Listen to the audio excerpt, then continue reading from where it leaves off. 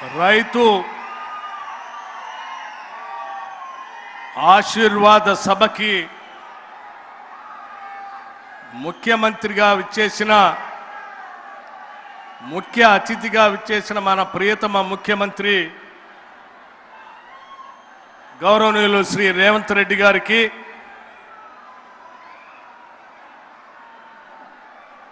పెద్దలు శాసన మండలి చైర్మన్ శ్రీ గుత్తా సుఖేందర్ రెడ్డి గారికి, శాసనసభ సభాపతి పెద్దలు ప్రసాద్ కుమార్ గారికి, వ్యవసాయ శాఖ మార్చులు గౌరవ తుమ్మల నాగేశ్వరరావు గారికి, రెవెన్యూ శాఖ మార్చులు గౌరవ పొంగులేటి శ్రీనివాస్ రెడ్డి గారికి, గౌరవ నీటిపారుదల శాఖ మార్చులు శ్రీ ఉత్తమ్ కుమార్ రెడ్డి గారికి, గౌరవ జిల్లా ఇన్ఛార్జి మంత్రివర్యులు శ్రీ వాకిటి శ్రీహరి గారికి, గౌరవ పరిశ్రమలు ఐటీ శాఖ మార్చులు శ్రీ దుద్దిళ్ల శ్రీధర్ బాబు గారికి, గౌరవ రోడ్లు భవనాల శాఖ మార్చులు శ్రీ కోమటిరెడ్డి వెంకటరెడ్డి గారికి, గౌరవ రాజ్యసభ సభ్యులు వేం నరేందర్ రెడ్డి గారికి, గౌరవ పార్లమెంటు సభ్యులు రామ సహాయం రఘురామ్ రెడ్డి గారికి, గౌరవ పార్లమెంటు సభ్యులు బలరాం నాయక్ గారికి, ప్రభుత్వ విప్ గౌరవ ఆది శ్రీనివాస్ గారికి, ప్రభుత్వ విప్ గౌరవ డాక్టర్ రామచంద్ర నాయక్ గారికి, గౌరవ శాసన సభ్యులు పాయం వెంకటేశ్వర్ల గారికి, గౌరవ శాసన సభ్యులు కోరం కనకయ్య గారికి, గౌరవ శాసన సభ్యులు శ్రీ రామ్దాస్ నాయక్ గారికి, గౌరవ శాసన సభ్యురాలు మట్టా రాగమయ్య గారికి, గౌరవ శాసన సభ్యులు ఆదినారాయణ గారికి, గౌరవ శాసన సభ్యులు డాక్టర్ వెంకట్రావు గారికి, గౌరవ శాసన సభ్యులు వెడ్మా బొజ్జు గారికి, గౌరవ శాసన సభ్యులు శ్రీ నవీన్ యాదవ్ గారికి, గౌరవ శాసన మండలి నాయకులు శంకర్ నాయక్ గారికి, గౌరవ శాసనసభ్యులు మనోహర్ రెడ్డి గారికి, గౌరవ శాసనసభ్యులు వీర్లపల్లి శంకర్ గారికి, గౌరవ శాసనసభ్యులు నాగరాజు గారికి, మరియు వేదిక మీద ఉన్నటువంటి జిల్లా అధికార యంత్రాంగానికి, అలాగే రాష్ట్ర వ్యాప్తంగా ఉన్నటువంటి ఉన్నతాధికారులుగా ఉండి ఇక్కడ ఈ సభ విజయవంతం కోసం ఇక్కడికి వచ్చినటువంటి ఉన్నతాధికారులకి, పోలీస్ అధికారులకి, అనేక గ్రామాల నుంచి ఈ రైతు ఆశీర్వాద సభకి అశేషంగా లక్షలాదిగా తరలి వచ్చిన రైతాంగ సోదరులకి, కుటుంబ సభ్యులకి, పాత్రికేయ మిత్రులకి, మీ అందరికి కూడా ముందుగా నా హృదయపూర్వకమైనటువంటి నమస్కారాలు.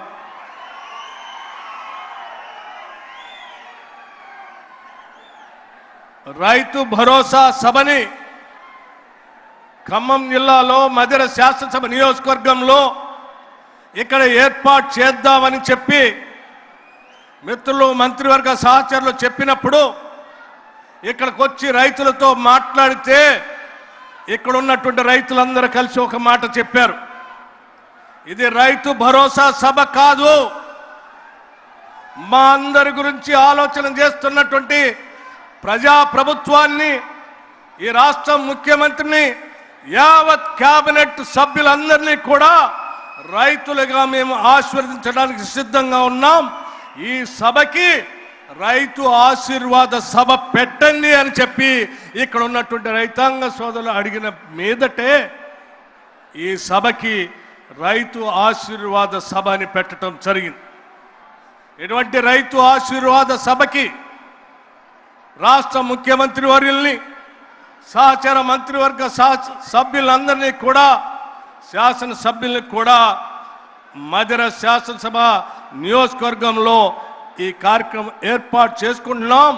రావాల్సిందిగా ఆహ్వానించిన మీదట వారందరూ కూడా ఎంతో మనందరి మీద ప్రేమతో ఇక్కడికి వచ్చినందుకు మీ అందరి తరఫున పేరు పేరున మంత్రివర్గ సహచర సభ్యులు అందరికీ, శాసన సభ్యులకి, మీ అందరి తరఫున వారికి నేను కృతజ్ఞతలు తెలియజేస్తా ఉన్నాను. అట్లాగే వారందరూ వచ్చినందుకు గౌరవ ముఖ్యమంత్రి గారిని, మంత్రుల్ని అత్యంత ఆదరాభిమానాలతో, గుండెల నిండా ప్రేమతో స్వాగతం పలికిన మీ అందరికి కూడా మరొక్కసారి నా హృదయపూర్వకమైనటువంటి ధన్యవాదాలు తెలియజేస్తా ఉన్నాను. మిత్రులారా, స్నేహితులారా, రైతాంగ కుటుంబ సభ్యులారా, మీ అందరికీ లక్షలాదిగా తరలి వచ్చిన మీతో పాటు రాష్ట్ర వ్యాప్తంగా చూస్తున్నటువంటి అనేక మంది ప్రజానికానికి కొన్ని విషయాలు స్పష్టంగా ఈ సభ నుంచి చెప్పాలనేటువంటి ఒక చిన్న ఆలోచన మాకు. ఈ రాష్ట్రంలో మహిళలని మహాలక్ష్ములుగా చూడాలని, పూజించాలని ఈ రాష్ట్ర ప్రభుత్వ లక్ష్యం, ఆకాంక్ష. రైతుని రాజులుగా చూడాలని, గౌరవించాలని మా అందరి ఆశ, ఆకాంక్ష.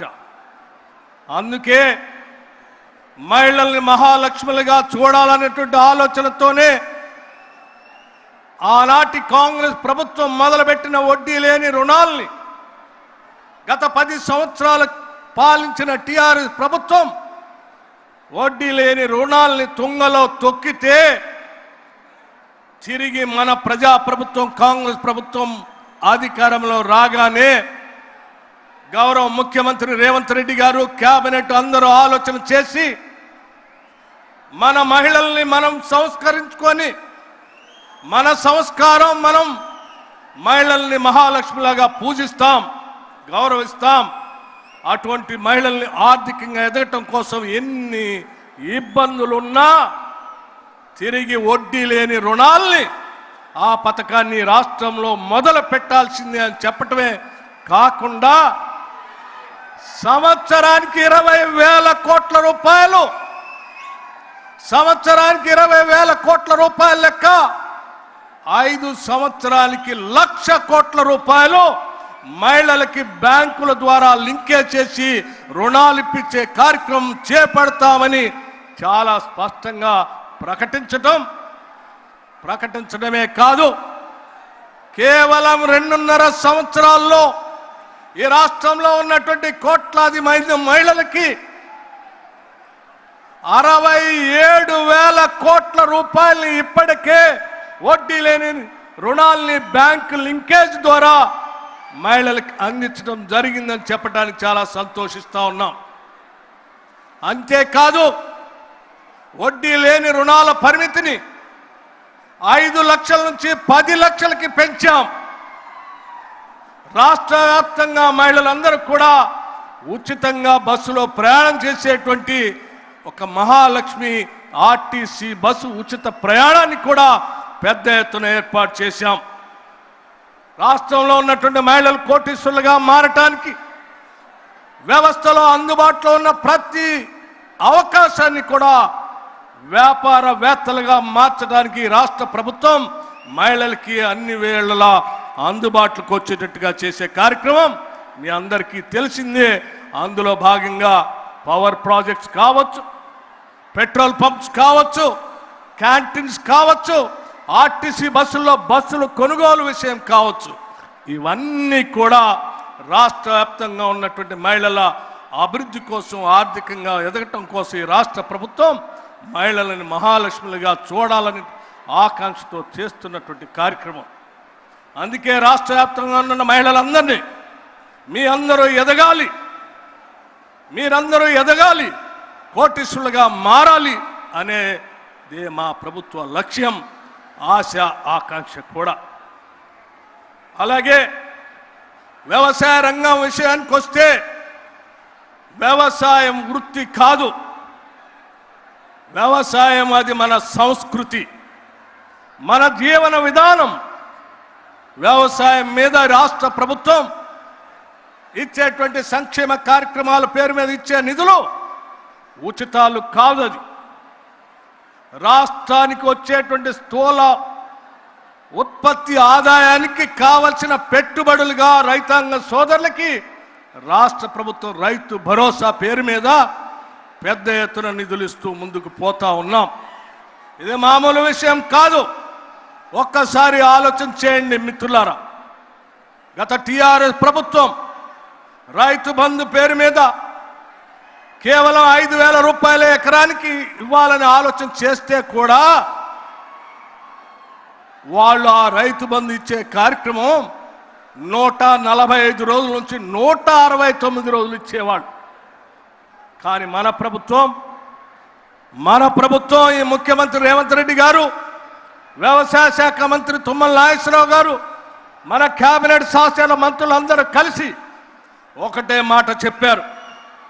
ఏది ఏమైనా రైతాంగ సోదరులకి మనం రైతు భరోసా 9 రోజుల్లో 9,000 కోట్ల రూపాయల్ని వారు అకౌంట్లో వేసి తీరాల్సిందే అని చెప్పి ఆ రకంగా గత వానాకాలంలో కూడా కేవలం 9 రోజుల్లో 9,000 కోట్ల రూపాయల్ని మీ అకౌంట్లో వేసాం. ఈ రోజు కూడా 30వ తారీఖు నాడు మొదలుపెట్టినటువంటి రైతు భరోసా కార్యక్రమం 9,000 కోట్ల రూపాయలకు సంబంధించిన అంశం మీ అందరి సమక్షంలో ఇదే ప్రాంగణంలో 30వ తారీఖు నాడు ఇదే ముఖ్యమంత్రి గారి చేతుల మీద ఇక్కడ నుంచే ప్రారంభోత్సవం చేయాలనేటువంటి ఆలోచన ఆ రోజు చేశాం. ఆ చేసిన ఆలోచనకి వరుణ దేవుడు కూడా ఆశీర్వదించి ఈడ పెద్ద ఎత్తున వర్షం కురిపించి మనల్ని ఆశీర్వదిస్తే ఇది రైతులకు కావాల్సినటువంటి అంశం.